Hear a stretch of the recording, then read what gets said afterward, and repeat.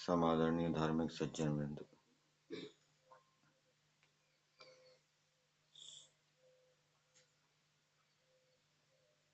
धर्म को जानने के लिए परम प्रमाण, उत्कृष्ट प्रमाण वेद को बताया गया है। वेद को जाने बिना धर्म का ठीक ठीक निश्चय नहीं किया जा सकता। धर्म जिज्ञासमानानां प्रमाणम परमम श्रुति। वेदों के अंदर धर्म के लक्षण बताए गए हैं। यजुर्वेद में भी आपको मिलेंगे धर्म के लक्षण। अथर्ववेद के अंदर भी धर्म के लक्षण बताए गए हैं।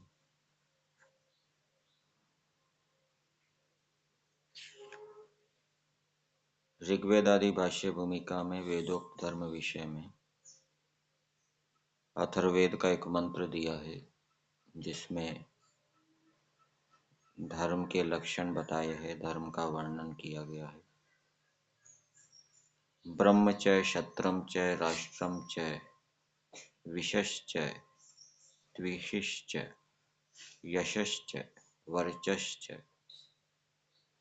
द्रविणम च। ये मंत्र अथर्ववेद के 12वें कांड का है। इसका भाष्य और भाषार्थ महर्षि दयानंद जी ने किया है। तो उसके आधार पे जो मनुष्य देश के अंदर, राज्य के अंदर सर्वोत्तम विद्या आदि गुणों से युक्त हो अथवा जिसकी रुचि सर्वोत्तम विद्या की प्राप्ति में, सर्वोत्तम गुणों की प्राप्ति में हो, ऐसे व्यक्ति को ब्राह्मण कहना चाहिए। और जो अच्छे गुणों का प्रचार करने वाला भी हो, अच्छे गुणों के प्रचार में जिसकी रुचि हो, विद्या के प्रचार में जिसकी रुचि हो और जो इसके लिए पुरुषार्थ कर रहा हो, उसको ब्राह्मण कहना चाहिए। और ऐसे व्यक्ति को अपने विद्या आदि गुणों को बढ़ाते भी रहना चाहिए। ये वेद का आदेश है। आर्य समाज के नियम में भी दिया है, अविद्या का नाश और विद्या की वृद्धि करनी चाहिए। विद्या के अतिरिक्त और भी जो गुण हैं उनको भी यह ब्राह्मण बढ़ाता रहे। अच्छे गुणों के प्रचार को भी ब्राह्मण क्या है, बढ़ाता रहे।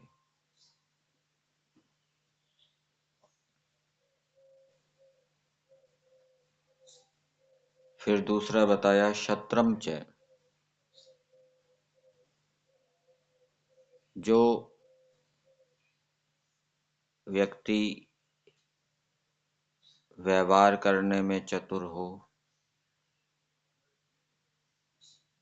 विद्या से युक्त हो, शौर्य, धैर्य, वीरता, साहस,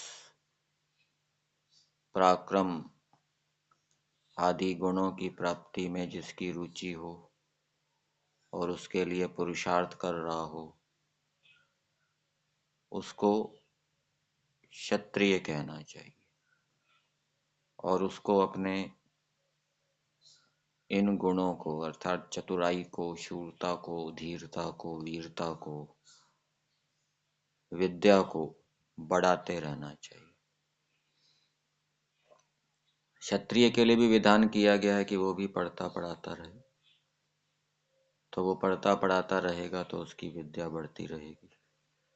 और दूसरे जो उसके गुण है, चतुराई, शूरता, धीरता, वीरता, साहस, निर्भीकता, इन गुणों को भी वो बढ़ाता रहे।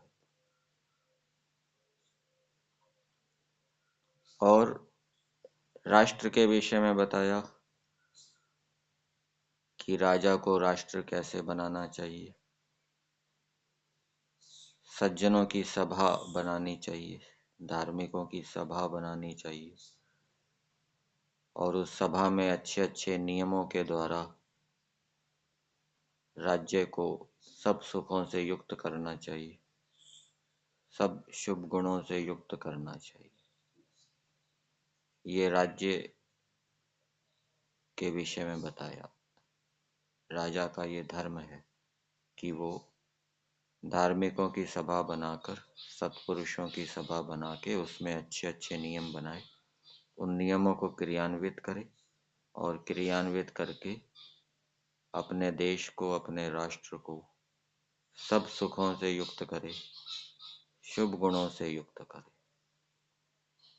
और उसका जो राष्ट्र है वो विश्व के राष्ट्रों में सबसे अधिक सुखी हो, सबसे अधिक सब सुखों से युक्त हो, और उसका जो राष्ट्र है वो विश्व के सभी राष्ट्रों में सबसे अधिक शुभ गुणों से युक्त हो।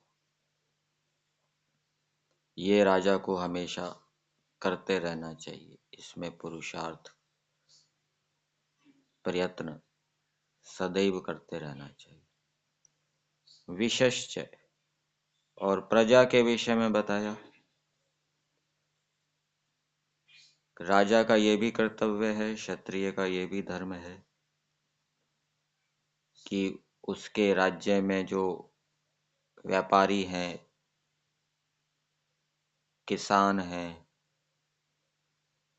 वो अपने व्यापार को अच्छी प्रकार से कर सकें, देश विदेश में अपने माल को बिना किसी बाधा के बेच सके। किसान भी हर किसी को अपनी फसल बेच सके, उसके ऊपर प्रतिबंध ना हो, देश विदेश में अपनी फसल को भिजवा सके। तो ऐसी अच्छी व्यवस्था राजा को करनी चाहिए, और उनको अच्छी प्रकार से संरक्षण प्रदान करना चाहिए, जिससे कि वो सुरक्षित होकर अपने व्यापार आदि, कृषि आदि के कार्य को करते रहे। और भी बातें संस्कृत भाग में बताई है। 4 प्रकार का पुरुषार्थ बताया है, और 4 प्रकार के पुरुषार्थ से मनुष्यों को अपनी समृद्धि और सुख को बढ़ाते रहना चाहिए। भाषार्थ में देखते हैं इसका। इस मंत्र का भाषार्थ दिया है आर्य भाषा में। ब्रह्मचर्य, सबसे उत्तम विद्या और श्रेष्ठ कर्म करने वालों को ही ब्राह्मण वर्ण का अधिकार देना। तो जो मनुष्य देश के अंदर विद्या आदि गुणों में सबसे अधिक हो और श्रेष्ठ कर्मों को करने में सबसे बढ़ चढ़ कर हो, उनको ब्राह्मण का अधिकार देना। ब्राह्मण के जो कर्तव्य कर्म हैं वो ऐसे व्यक्ति करेंगे। उनसे विद्या का प्रचार कराना, और उन लोगों को भी चाहिए कि विद्या के प्रचार में ही सदा तत्पर रहें, अपने विद्यादि गुणों को भी बढ़ाते रहें और विद्या के प्रचार में भी तत्पर रहें। वैसे यदि देखा जाए तो विद्या के प्रचार से ही उनके विद्यादि गुण क्या है, बढ़ते रहेंगे। विद्यादि गुणों के विषय में दूसरों को बताएंगे, उपदेश करेंगे, अनेक शंकाएं उठेगी, उनका समाधान किया जाएगा, तो उससे उनके जो विद्यादि गुण हैं वो क्या है, बढ़ेंगे, बढ़ते जाएंगे। तो प्रचार और वृद्धि का परस्पर संबंध समझना चाहिए। क्षत्रम च अर्थात सब कामों में चतुरता, शूरवीरपन, धीरज, वीर पुरुषों से युक्त सेना का रखना, दुष्टों को दंड देना और श्रेष्ठों का पालन करना इत्यादि गुणों के बढ़ाने वाले पुरुषों को क्षत्रिय वर्ण का अधिकार देना। तो देखिए, महर्षि दयानंद जी ने लिखा है, इन गुणों को जो बढ़ा रहे हैं, कौन से गुणों को, चतुरता, शूरवीरपन, धीरज, दुष्टों को दंड देना, श्रेष्ठों का पालन करना, इसमें कुछ कर्म भी हैं। तो इन अच्छे गुणों को और इन अच्छे कर्मों को जो बढ़ाते हैं, पहले से अधिक और अधिक और अधिक करते जाते हैं, जिनकी इसमें रुचि है, उनको क्षत्रिय वर्ण का अधिकार देना।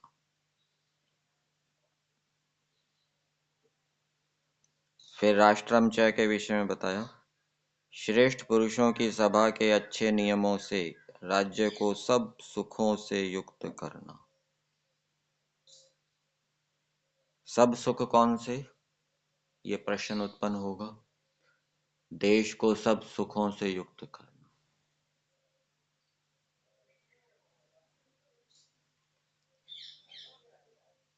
तीन प्रकार के दुख सुने, आध्यात्मिक दुख, आदि दैविक दुख और आदि भौतिक दुख। तो इसका उल्टा कर दीजिए। आध्यात्मिक सुख, सब मनुष्य शरीर की दृष्टि से स्वस्थ हो, निरोग हो, बलवान हो राष्ट्र के अंदर, और मन भी उनका पवित्र हो, शांत हो, क्लेशों से रहित हो। तो देश के मनुष्य शारीरिक दृष्टि से और मानसिक दृष्टि से यदि स्वस्थ होंगे तो देश भी क्या है, इस सुख से युक्त होगा।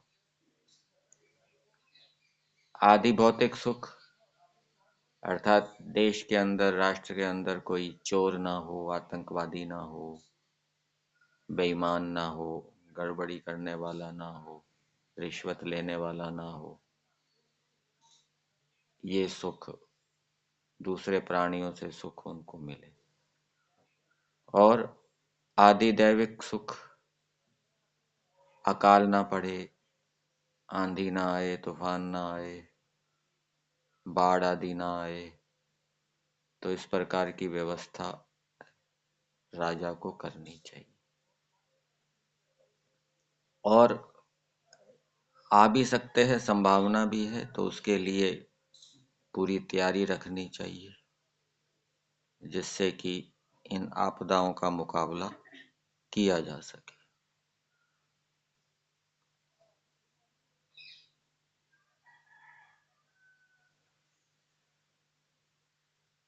तो राष्ट्र को सब सुखों से युक्त करना और उत्तम गुण सहित होके सब कर्मों को सदा सिद्ध करना चाहिए, ये राजा का धर्म बताया। विशश्च, वैश्य आदि वर्णों को व्यापार आदि व्यवहारों में भूगोल के बीच में जाने आने का प्रबंध करना और उनकी अच्छी रीति से रक्षा करनी अवश्य है, जिससे धन आदि पदार्थों की संसार में बढ़ती हो। देखो, देश में बढ़ती की बात नहीं लिखी, संसार के अंदर धन आदि पदार्थों की वृद्धि हो, अन्न आदि पदार्थों की वृद्धि हो, दैनिक उपयोग की जो वस्तुएं हैं उनकी बढ़ती हो, लोग उनके अभाव के कारण दुखी ना हो, ये विश्व के कल्याण की भावना। देश के व्यापारी यदि, किसान यदि अच्छी प्रकार से अपने कार्य को करेंगे तो उससे विश्व भी क्या है, उन्नति को प्राप्त होगा। जो धर्म को नहीं जानता, अधर्म का आचरण करता है, ऐसा मूर्ख बुद्धि वाला व्यक्ति संसार के ऊपर भार होता है। वो राष्ट्र की भी हानि करता है, जगत की भी हानि करता है, विश्व की भी हानि करता है। और ऐसा व्यक्ति ईश्वर की व्यवस्था में जल्दी मर भी जाता है। और जो धर्म का आचरण करता है वो राष्ट्र के लिए हितकारी होता है, विश्व के लिए हितकारी होता है, तो उसकी आयु भी अधिक होती है। ये ईश्वर की व्यवस्था है।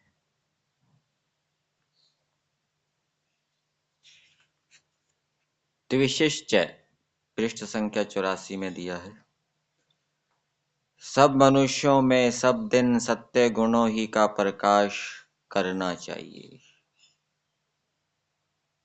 तो ये सब मनुष्यों के लिए धर्म बता दिया कि वो तो सब मनुष्य उत्तम उत्तम गुणों से युक्त हों ही, और फिर दूसरों को भी करें, हर दिन करें, रोज करें, उनको अच्छे गुणों के विषय में बताएं। यशश्च उत्तम कामों से भूगोल में श्रेष्ठ कीर्ति को बढ़ाना उचित है। देश में बात नहीं है, भूगोल में, विश्व में। तो ये धर्म बताया है मनुष्यों का कि वो ऐसे काम करें जिससे कि विश्व में उनकी श्रेष्ठ कीर्ति हो, और वो उत्तम काम वेद के माध्यम से ज्ञात होते, ईश्वर की उपासना से ज्ञात होते। वर्चस्च सत्य विद्याओं के प्रचार के लिए अनेक पाठशालाओं में पुत्र और कन्याओं का अच्छी रीति से पढ़ने पढ़ाने का प्रचार सदा बढ़ाते जाना। तो इसको भी बढ़ाते जाना है, पाठशालाओं को बढ़ाते जाना है, पढ़ने पढ़ाने को बढ़ाते जाना, कम नहीं करते जाना, जिससे कि विद्या बढ़ती रहे। पहले गांवों में विद्यालय नहीं होते थे तो फिर गांवों में विद्यालय हो गए।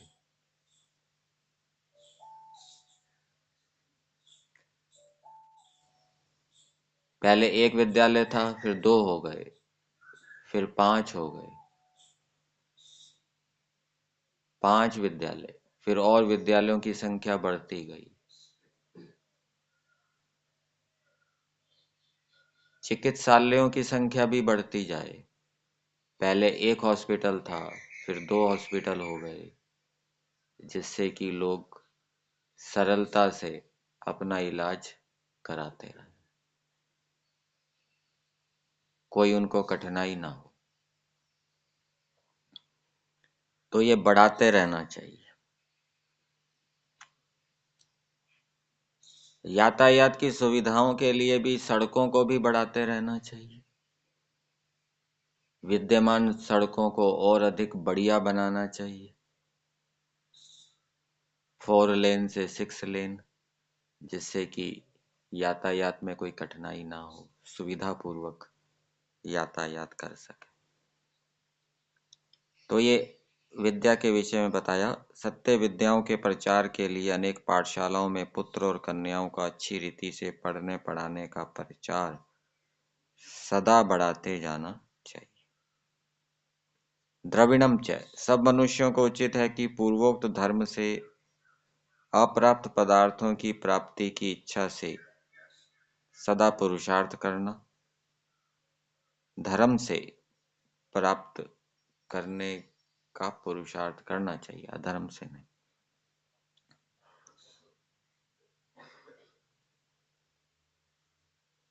प्राप्त पदार्थों की रक्षा यथावत करनी चाहिए।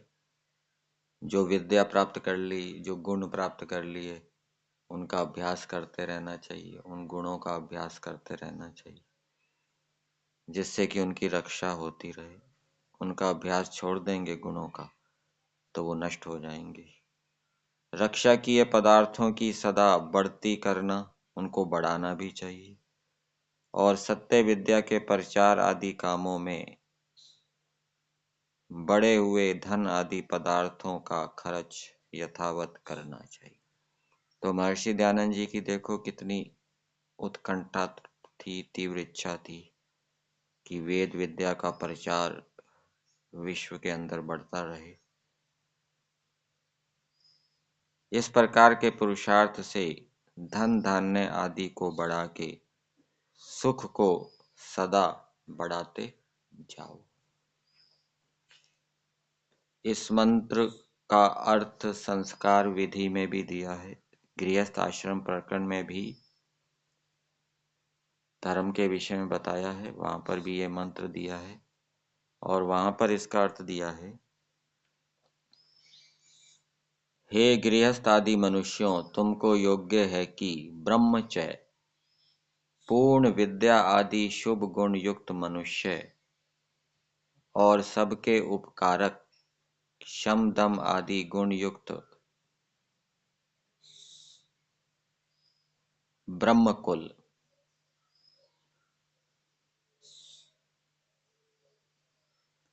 तो ब्रह्मकुल कैसा हो?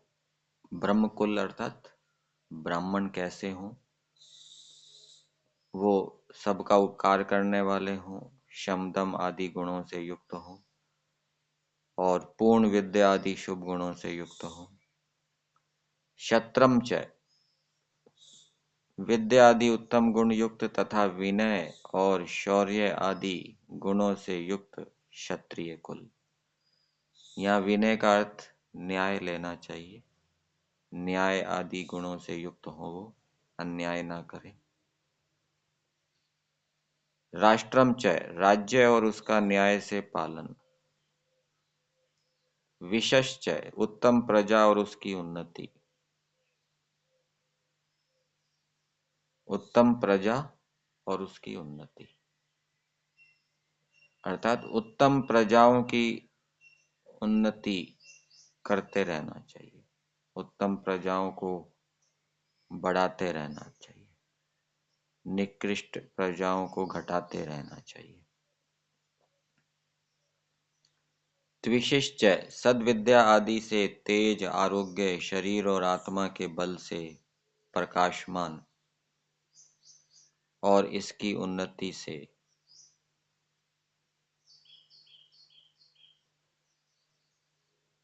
आरोग्य की भी उन्नति करते रहना चाहिए, शरीर और आत्मा के बल को भी बढ़ाते रहना चाहिए और इनको बढ़ाने से यशश्च, कीर्ति युक्त तथा इसके साधनों को प्राप्त हुआ करो।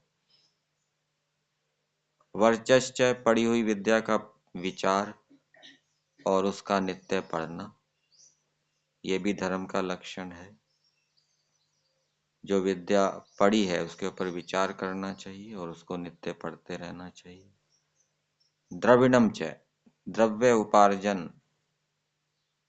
उसकी रक्षा और धर्म युक्त परोपकार में व्यय करने आदि कर्मों को सदा किया करो। तो जो धन बढ़ाया है उस धन का व्यय करना चाहिए, परोपकार के कार्यों में करना चाहिए। और वो परोपकार के कार्य कैसे हों उसका एक विशेषण दे दिया, धर्म युक्त हो परोपकार के कार्य, अधर्म से युक्त दूसरे का उपकार नहीं करना, उसमें बढ़े हुए धन का व्यय नहीं करना। तो ये धर्म के लक्षण संस्कार विधि में बताए हैं इस मंत्र के ऊपर। यहीं तक।